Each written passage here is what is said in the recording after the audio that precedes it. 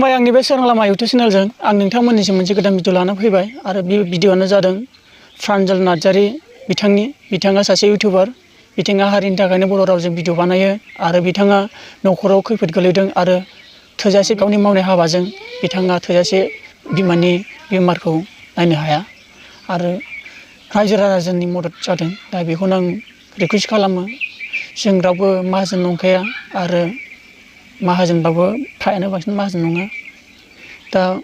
बेसेबां गिदिर बेमारानो जादों केन्सार आरो बे बेमारनि नामा जादों ब्रेस्ट केन्सार दा नोंथांमोननो आं खोन्थाबाय आरो बे सिकित्सा एबा एक्सरे खालामनांगौ गोबां बुरजा फैसा नांगौ होनना बुंदों आं बिथांजोंबो आं खबर एबा सुलु लादोंमोन दा बेखौनो आं रिकुवेस्ट खालामो नोंथांमोन जायफोर बिथांमोना बेफोरबायदि अबस्था जानाय नुदों दिनै बिथांखौ मदद खालामगोन आरो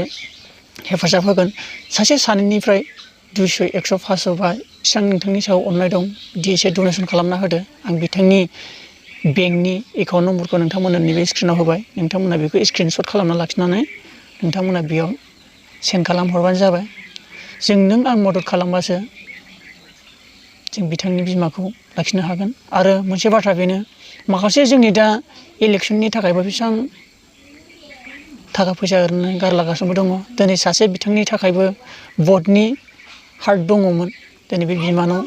दिनै बे सासे मानसि जेरै रुंसारि जाना थाङोबा बिथांमोननि थाखायबो भटआ माइनास थांगोन आरो बेखायनो सानो दा इलेक्सन जानाय समाव जेरै बिथाङा अबस्था गाज्रियाव दं दिनै माखासे गिदिर गोलाव रायजो राजाफोरनिफ्राय एसे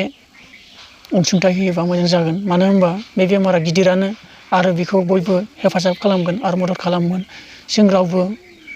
धोनि नङा जों गोरिबसो होमब्लाबो